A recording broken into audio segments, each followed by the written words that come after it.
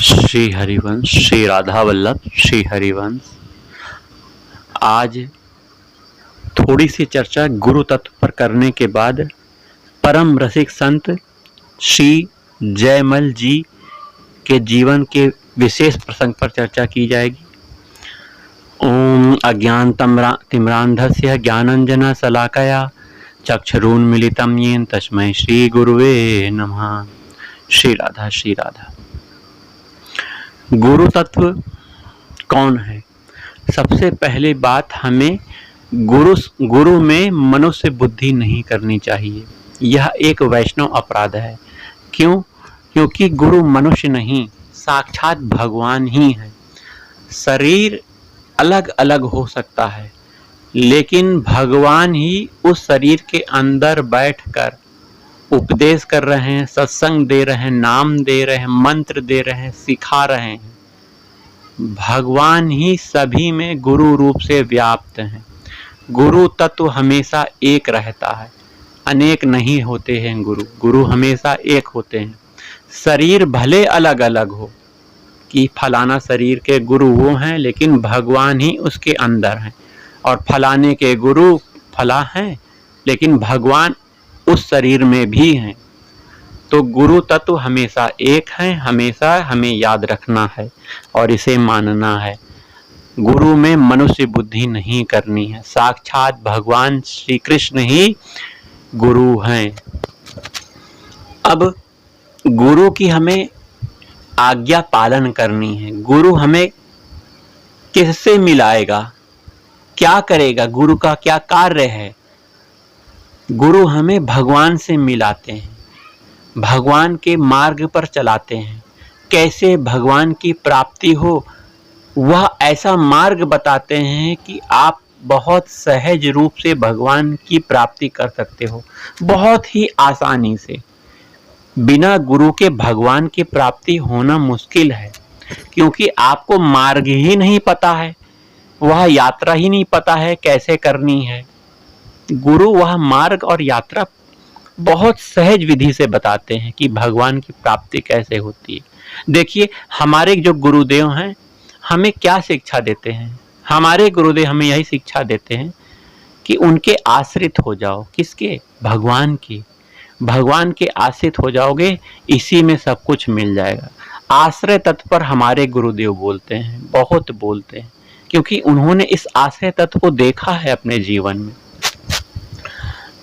गुरु की आज्ञा हमें पालन करनी ही चाहिए अक्षरशः। अगर गुरुदेव ने कह दिया तुम केवल झाड़ू लगाओ, तो झाड़ू लगाने की आज्ञा आपकी रोज की है, आप रोज झाड़ू लगाइए। भगवत प्राप्ति ना हो जाए तो कहना, क्योंकि झाड़ू लगाने का आदेश गुरुदेव ने कहा है। और शिष्य बिना क्यों म्यों करे, किंतु परंतु करे, अर्थात तर्क वितर्क किए गुरुदेव की आज्ञा का पालन करता है, बहुत समय तक पालन करता है, तो भगवान का साक्षात्कार उसे हो जाएगा। यहां पर हम एक उदाहरण देते हैं। गुरुनिष्ठ सबरी थी। अपने गुरु की आज्ञा और सेवा का पालन करना सबरी जी का यह कर्तव्य था। जब सबरी जी को देखा गुरुदेव ने, तो उन्होंने अपने जीवन के अंत में कहा कि अब मेरे जाने का समय हो गया है। मैं तुमसे बहुत प्रसन्न हूँ, गुरु सेवा तुमने बहुत की है, अब मेरी एक आज्ञा का पालन करो, मैं जा रहा हूँ। तुम रोज भगवान के आने की प्रतीक्षा करना, एक ना एक दिन भगवान जरूर आएंगे। सबरी जी ने यही बात बैठा ली। गुरु जी ने कहा है भगवान आएंगे। रोज वो घर की सफाई करती, अपने आने वाले मार्ग में फूलों को बिछा देती थी और इंतजार करती थी कि भगवान आएंगे। ऐसा करते करते कई वर्ष बीत गए, लेकिन वह गुरुदेव की बात को पकड़ चुकी थी। गुरुदेव की बात यही थी कि भगवान आएंगे। तो एक दिन भगवान आए और सबरी जी को कृतार्थ किया। नवधा भक्ति, जो कि सबरी जी के अंदर नवधा भक्ति के 9 गुण थे, पूरे गुण थे। नवधा भक्ति का उपदेश नहीं दिया था राम जी ने, नवधा भक्ति बताई थी कि ये 9 भक्ति तुम्हारे अंदर हैं सबरी। अगर मनुष्य में एक भी नवधा भक्ति का गुण आ गया तो मुझे प्राप्त कर सकता है, भगवत प्राप्ति कर सकता है। तो सबरी गुरुदेव की आज्ञा का पालन कर रही है। हम क्यों नहीं कर रहे हैं अपने गुरुदेव की आज्ञा का पालन? हमारे गुरुदेव क्या कहते हैं? हमारे गुरुदेव भगवत प्राप्ति के लिए यही कहते हैं, भगवान के आश्रित हो जाओ, भगवान के नाम को कभी ना छोड़ो, भगवान का चिंतन कभी ना छोड़ो, भगवान को अपना मानो, भगवान से लाड लड़ाओ। ये हमारे गुरुदेव कहते हैं। भगवान के आश्रित होने पर हमारे गुरुदेव बहुत चर्चा करते हैं, सत्संग करते हैं। तो हमें भी अपने गुरुदेव की बातों का पालन करना चाहिए, तभी हमारी भगवत प्राप्ति बहुत सुलभ हो जाएगी। हमें मनमाना आचरण नहीं करना है। गुरुदेव के समक्ष रहकर, गुरुदेव की आदेश की सीमाओं के अंदर रहकर हम अपने मन को वश में करके भगवान में अपने चरणों को लगा सकते हैं। यदि हमने गुरु आज्ञा का उल्लंघन की, लक्ष्मण रेखा हमने अगर पार करी, तो हम अपने मन के वशीभूत होकर मनमाना आचरण करने लगेंगे और भ्रष्ट हो जाएंगे और अपने मार्ग से हम लोग गिर जाएंगे, भगवत प्राप्ति नहीं हो पाएगी। इसलिए मन को गुरु आज्ञा में लगाकर, मन को मार के भगवान गुरुदेव जो कह रहे हैं उसका अक्षरशः पालन करना चाहिए। गुरुदेव ने यदि कहा है कि तुम दूर रहकर जूते और चप्पल की सेवा करोगे, तो आपको जूते चप्पल की ही सेवा करने से भगवत प्राप्ति होगी। और जो एकदम पास में गुरुदेव की चरण सेवा कर रहे हैं, उन्हें नहला रहे हैं, धुला रहे हैं, हॉस्पिटल ले जा रहे हैं, उनकी सेवा कर रहे हैं, उनको भी ये सेवा मिली है। अगर वो इस सेवा को निष्ठा पूर्वक करते हैं तो उनको भी भगवत प्राप्ति होगी। भगवत प्राप्ति और गुरु प्रेम दोनों को बराबर ही मिलेगा, कोई उसमें बड़ा छोटा नहीं है कि छोटा काम और दूर रहकर, छोटा काम करने से, गुरुदेव से दूर रहकर क्या भगवत प्राप्ति हो पाएगी? नहीं, गुरुदेव की आज्ञा में रहकर भगवत प्राप्ति होगी। तो हमें गुरु तत्व पर हमने चर्चा की और गुरुदेव के आदेशों को कैसे पालन करना चाहिए हमने ये बताया। उसके बाद परम रसिक संत, परम पूज्य प्रातः स्मरणीय श्री जयमल जी के जीवन पर विशेष चर्चा करने जा रहे हैं। ध्यान से सुनिएगा। जयमल जी श्री हरिवंश धर्म में बहुत ही दृढ़ थे। स्वार्थ परमार्थ को साधने में उनके समान कोई कुशल नहीं था भैया। जयमल जी राजर्षि थे। उन्होंने श्री राधा वल्लभ लाल जी को अपने अद्भुत प्रेम के द्वारा वश में कर रखा था। वे सदैव कथा कीर्तन सत्संग में समय व्यतीत करते थे और श्री ठाकुर जी के उत्सव बड़े चाव से मनाते थे। एक दिन वे घर में लेटे हुए थे कि उनके मन में विचार आया कि प्रभु की सेज तो हमारी सेज से ऊंची होनी चाहिए। यह सोचकर उन्होंने तीसरी मंजिल पर प्रभु का स्वतंत्र मंदिर बनवाया। वहां पर एक चित्रसारी की रचना की और तथा उसके बाहर गमलों में अनेक पौधे लगाकर श्री वृंदावन धाम का दृश्य उपस्थित किया। चित्रसारी तक पहुंचने के लिए उन्होंने एक नसैनी लगा दी, नसैनी, और सेवा करने के बाद उसे उठाकर एक तरफ रख देते थे। उनकी सेवा का भेद उनकी रानी भी नहीं जानती थी।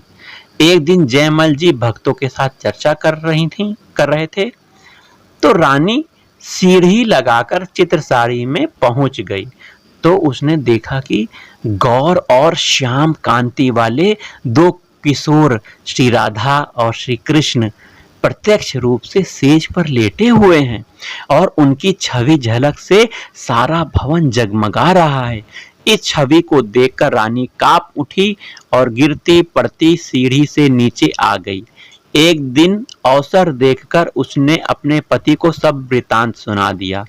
जयमल जी प्रकट रूप से तो उससे नाराज हुए कि तूने असमय ही में चित्रसारी के किवाड़ को क्यों खोल दिया, किंतु मन में उन्होंने पत्नी के भाग्य की सराहना की। जयमल जी सदैव इसी स्वरूप की भावना करते रहते थे और 3.25 घंटे तक अष्टयाम सेवा में व्यस्त रहते थे। उन्होंने उसके बाद राजसभा में आते थे और सभी क्षत्रियों से भजन कराते थे। उन्होंने बड़े बड़े मड़ियों की माला बना रखी थी और सब लोग एक ही माला की को फेरते थे। 1.5 घंटे में माला का सुमेरु घूमकर अपनी जगह फिर जगह पर आ जाता था। इस प्रकार निष्काम भजन से करते हुए उनके 80 वर्ष की आयु हो गई। उनके इस लंबे जीवन में शत्रुओं ने जब जब सिर उठाया तब तब उनको श्री राधा वल्लभ लाल की कृपा से पराजित होना पड़ा। एक दिन उनके शत्रु मड़ोवर के राजा को किसी ने यह भेद बता दिया कि जयमल जी 1.25 घंटे तक भजन करते हैं और कराते भी हैं। इस अवधि में उनके पास आकर कोई अन्य बात कहता है तो उसे मरवा डालते हैं। अतः आप 1.25 पहर में उनके नगर पर हमला बोल दीजिए तो निश्चय ही विजय होगी। मड़ोवर के राजा ने वैसा ही किया। 30,000 पैदल सेना 10,000 घुड़सवार लेकर जयमल की राजधानी घेर ली गई। नगर में बड़ा भारी कोलाहल मच गया, किंतु किसी का साहस राजा को सूचना देने को नहीं हो रहा था। अंत में जयमल जी की मां रोती हुई उनके पास पहुंची और कहा कि मड़ोवर के राजा ने बहुत बड़ी फौज लेकर नगर को घेर लिया है और वे नगर के अंदर घुसने भी लगे हैं। इधर तुम सब सरदारों को लेकर भजन में लगे हो। जयमल ने मां को उत्तर दिया, घबराने की कोई बात नहीं है, जो प्रभु की इच्छा होगी वही होगा। भक्त की दृढ़ इच्छा को देखकर प्रभु का धैर्य टूट गया। वे जयमल जो जी के रूप में उसके घोड़े पर सवार होकर भगवान जयमल जी का रूप धारण करके घोड़े पर सवार होकर शत्रुओं के सामने आ गए। यहाँ जयमल श्री राधा वल्लभ लाल का पूजन याचन अपनी अष्टयाम सेवा कर रहे हैं, लेकिन भगवान ने जयमल का रूप धारण करके घोड़े पर सवार हो गए और भगवान ने मड़ोवर वालों को काल रूप में दर्शन दिए। वे एक से अनेक बनकर उनके साथ युद्ध करने लगे। वे 1 से 3 से सैकड़ों आदमियों को मार रहे थे। यह देखकर मड़ोवर के राजा की सेना अपने शस्त्रों को छोड़कर भाग गई। मैदान खाली देखकर भगवान वापस जयमल के बगीचे में आ गए और घोड़े को उनके स्थान पर बांधकर अंतर ध्यान हो गए। जयमल जी जब अपना नित्य नियम करके निकले तो उनके मुख पर कोई चिंता नहीं थी। वह कमल की तरह खिला हुआ उनका चेहरा था। बाहर आते ही उन्होंने अपना घोड़ा मंगाया तो उनको बताया गया कि अभी तो आप शत्रुओं को पराजित करके आए हैं, आपके घोड़े से पसीना चू रहा है। यह सुनकर जयमल जी बाहर आए, युद्ध क्षेत्र की हालत देखकर चकित हो गए। उन्होंने गदगद होकर कहा कि भक्तों की रक्षा तो प्रभु सदैव करते आए हैं, किंतु मुझसे तो कोई भक्ति बनी ही नहीं है। न जाने मेरी कौन सी बात पे भगवान रीझ गए हैं जो उन्होंने हमारे इस साम्राज्य की रक्षा की। भगवत मुदित जी कहते हैं कि प्रभु भक्तों के दुख में दुखी और सुख में सुखी रहते हैं। वे सदैव सच्चे प्रेम के वश में रहते हैं। इस बात को वेद और पुराण बताते हैं। जय राधा वल्लभ श्री हरिवंश श्री वृंदावन श्री वंचन राधा राधा राधा राधा श्री राधा राधा राधा राधा श्री राधा राधा राधा राधा श्री राधा राधा राधा राधा श्री राधा राधा राधा राधा श्री राधा। श्री हरिवंश श्री हरिवंश श्री हरिवंश श्री राधा।